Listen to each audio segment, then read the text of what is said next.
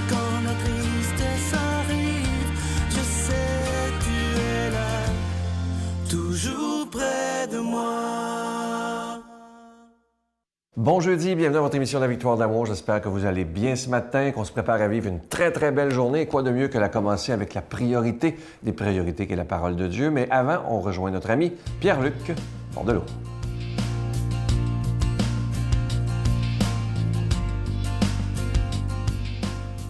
Vous êtes des donneurs de sens, mais savez-vous recevoir le sens? Êtes-vous des bons receveurs de sens? Ce matin, c'est le sujet auquel je m'arrête, puisque je considère qu'on doit donner du sens. On doit d'abord donner.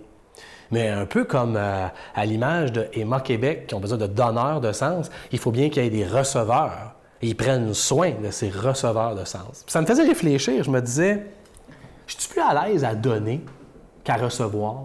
Peut-être que oui. Puis je me disais, c'est correct comme ça. Hein? On aime mieux être des chrétiens, des gens spirituellement engagés qui donnent. Mais il faut être prêt à recevoir aussi. Et ça me faisait penser à une de mes amies qui me semble qu'il y a de la misère avec ça. Un de mes amis qui est plein d'attention, plein de soins, qui aime ça donner, faire des surprises, donner des cadeaux, mais aussi m'emmener à des endroits puis dire « Ah, tu ne savais pas ». Puis plein de soins. C'est rare des amis comme ça, puis c'est incroyable. Et moi, comme on dit par chez nous, je sais recevoir.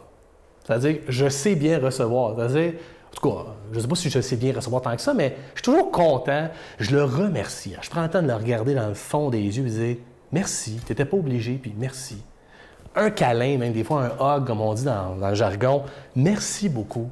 Juste un merci, une espèce de reconnaissance de « Wow, quelle belle amitié ». Puis je parle de ça, et à l'inverse, je ne suis pas sûr qu'il est toujours à l'aise, lui, de recevoir. Comme toujours plus à l'aise de donner. Puis je suis sûr qu'il y en a plusieurs qui se reconnaissent là-dedans. Ils donnent leur temps, ils donnent de l'argent, ils donnent s'ils font à manger, ils donnent. Et là, dès qu'on leur donne quelque chose, là, oui, il y a un malaise ou ils sont pas. Comment ça qu'ils me donnent de quoi? Non. La logique, c'est moi qui donne. Je ne reçois pas. Ah, on sent ça chez les gens. Et en tout cas, cet ami-là, je le reconnais là-dedans. Je trouve qu'il ne sait pas recevoir. Il me reçoit chez lui, mais il ne sait pas recevoir. Et là, il me sort toutes les excuses. Écoutez ça, là, les excuses, les reconnaître. C'était pas nécessaire. Tu n'aurais pas dû. Ah, économise ton argent. Ça, là, prenez bien note de ça. Là.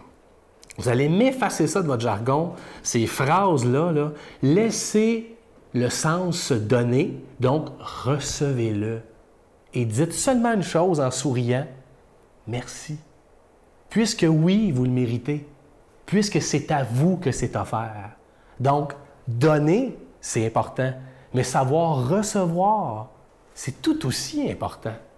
Et dans cet accueil de la réception, vous faites comme dans votre foi, vous dites merci et vous rendez grâce d'avoir des gens qui prennent le temps de vous donner des choses. Alors, soyons des bons donneurs de sens. Prenons le temps aussi de travailler nos receveurs de sens. Notre Père qui es aux cieux, que ton nom soit sanctifié, que ton règne vienne, que ta volonté soit faite sur la terre comme au ciel. Donne-nous aujourd'hui notre pain de ce jour. Pardonne-nous nos offenses comme nous pardonnons à ceux qui nous ont offensés. Ne nous laisse pas entrer en tentation, mais délivre-nous du mal, car c'est à toi qu'appartient le règne, la puissance et la gloire pour les siècles des siècles. Amen. Donne-moi rendez-vous dans l'éternité, qu'il faut croire toujours en toi. Mais mon Dieu, j'ai besoin de toi, comme lui savoir dresser la table, chanter l'amour, gens de toute la terre. Joins mon cœur, je l'ai gardé pour toi, mon Dieu. La victoire de l'amour, c'est la force de la foi. On a tous un rendez-vous dans les bras de Jésus. Je tellement heureux de vous parler de ce beau cadeau du mois qui est une belle originalité, vraiment. Il s'agit du bracelet chapelet. Il est en bois d'olivier authentique et évidemment, il est déjà béni. Et au bout du bracelet chapelet, d'un côté, vous avez une belle petite croix ornée de zircon et de l'autre côté, la clé de Saint-Pierre. Je vous rappelle, évidemment, vous allez voir à l'écran où on voit Brigitte prier le chapelet et ensuite simplement l'enrouler dans son bras. Et ça tient très bien, ça fait un bracelet absolument magnifique. Et ça se porte autant par les jeunes, les moins jeunes, les hommes, les femmes. C'est vraiment original et toujours avoir le bracelet autour de son bras. Je vous rappelle qu'il est déjà béni. Et vous allez voir, c'est quelque chose d'absolument magnifique. Le bracelet chapelet en bois d'olivier est rempli de symboles pour notre vie spirituelle, qui sont les suivants. Longévité, l'espérance, la paix, réconciliation, la victoire, la force et la fidélité. Je vous donne l'adresse en vous rappelant que c'est avec un don de 25 et si vous en voulez deux, avec un don de 40 La Victoire de l'amour, casier postal 120, succursale Boucherville à Boucherville, le J4B 5E6, je vous la redonne. La Victoire de l'amour, casier postal 120, succursale Boucherville à Boucherville, le J4B 5E6, également par téléphone, par carte de crédit du lundi au vendredi de 8h30 à 16h30 dans le 514-523-4433, 523-4433 ou sans frais, le 1-888-811-9291, 1-888-811-9291 et aussi sur notre site Internet, le www.lavictoiredelamour.org. Alors, je vous rappelle ce beau cadeau du mois qui est vraiment très original, le bracelet chapelet en bois d'olivier authentique. On vous l'envoie rapidement. Merci de votre générosité. Merci de votre prière.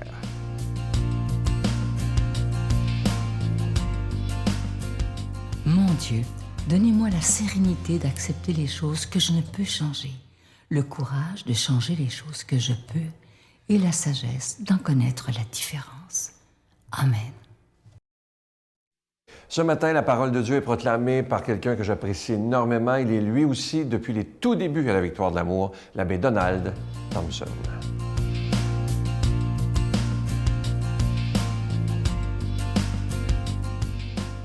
Bon matin. Aujourd'hui, dans l'Église catholique, il y a une fête qu'on appelle Notre-Dame des douleurs. Et l'Évangile qui est retenu est dans Saint Luc, au chapitre 2, versets 33 à 35. En ce temps-là, lorsqu'ils présentèrent Jésus au temple, le père et la mère de l'enfant s'étonnaient de ce qui était dit de lui. Siméon les bénit, puis il dit à Marie, sa mère, « Voici que cet enfant provoquera la chute et le relèvement de beaucoup en Israël. Il sera un signe de contradiction, et toi, ton âme, sera traversée d'un glaive. Ainsi seront dévoilées les pensées qui viennent du cœur d'un grand nombre. »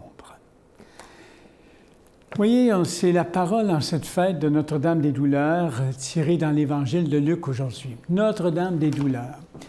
Et en réfléchissant sur cet Évangile, il me venait la réflexion, j'ai noté un petit peu quelques idées, mais de vous adresser ce matin, d'évoquer le courage et puis la grandeur des moments de la terre.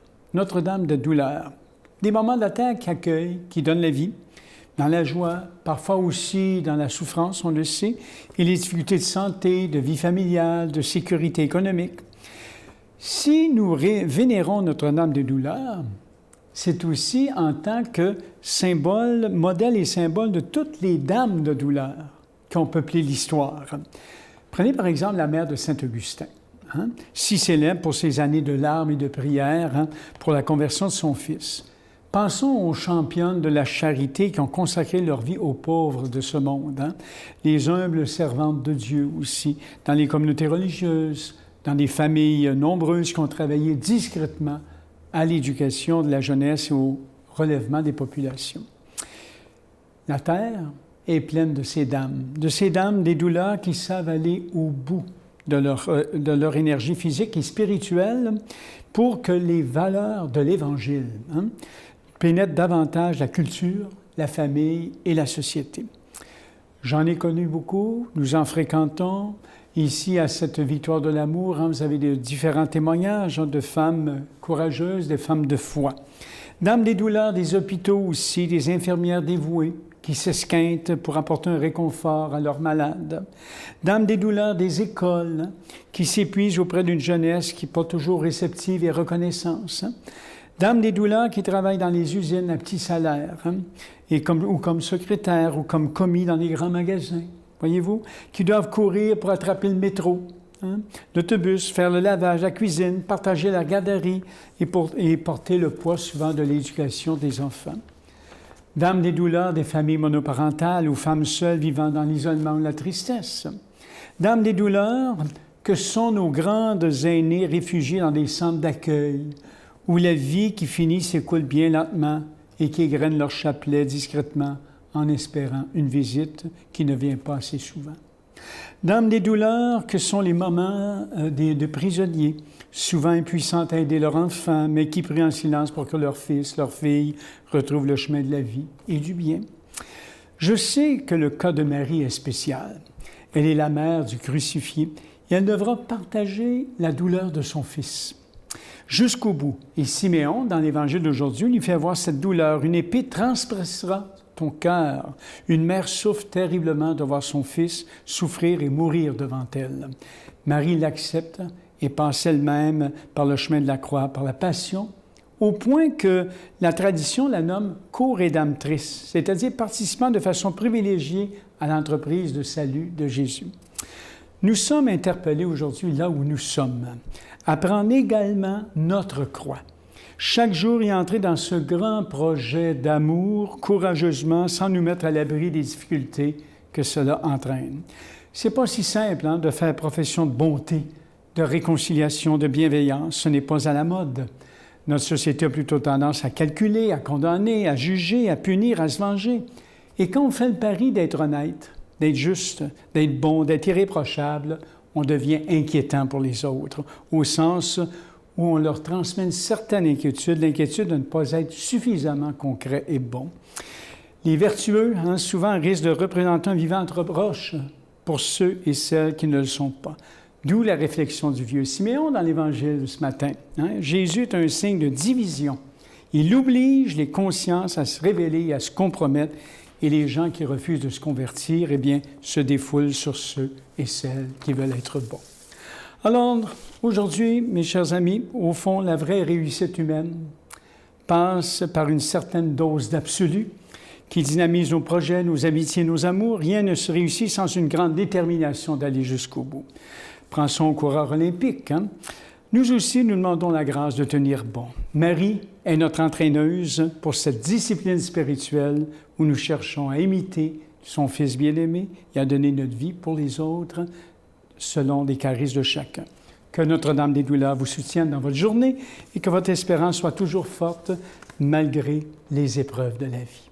Notre-Dame des douleurs, priez pour nous. Que Dieu de la vie vous bénisse, le Père, le Fils et le Saint-Esprit. Amen. Je vous souhaite une belle journée.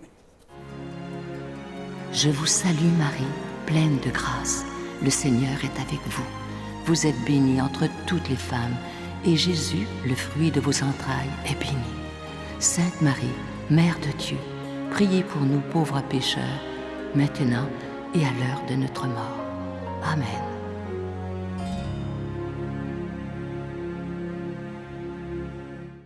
Je vous laisse avec un très, très beau texte. Écoutez-le bien. Ça dit ceci. Dans la vie, tu vas réaliser qu'il y a un rôle pour toutes les personnes que tu rencontres. Certaines vont te tester, d'autres vont t'utiliser, malheureusement, d'autres vont t'aimer et d'autres vont t'enseigner. Mais celles qui sont les plus importantes sont celles qui feront ressortir le meilleur de toi-même. Ce sont ces personnes étonnantes et rares qui vont te rappeler pourquoi la vie vaut la peine d'être vécue. Je vous souhaite de tout mon cœur d'avoir ce genre de personnes rares autour de vous. On n'en a pas beaucoup dans notre vie, des gens à qui on peut tout dire. On peut dire nos erreurs, nos folies, et vous savez quoi? Ils vont nous aimer quand même. J'espère que vous en avez dans votre vie. Moi, j'en ai. Je vous souhaite une belle journée. À demain. Bye. Puis il dit, ce qu'il y a dans la tumeur, c'est tellement agressif, je ferais une petite incision dans le bras de n'importe qui. Je mettrais de ça dans ce qu'il y a dans la tumeur, puis ça développe un cancer non traitable instantané. Fait qu'il dit, je devrais faire une opération parfaite. Parce que moi, c'est sûr, quand je me suis réveillée, je touchais voir si j'avais mon bras, parce que c'était ça qui m'inquiétait.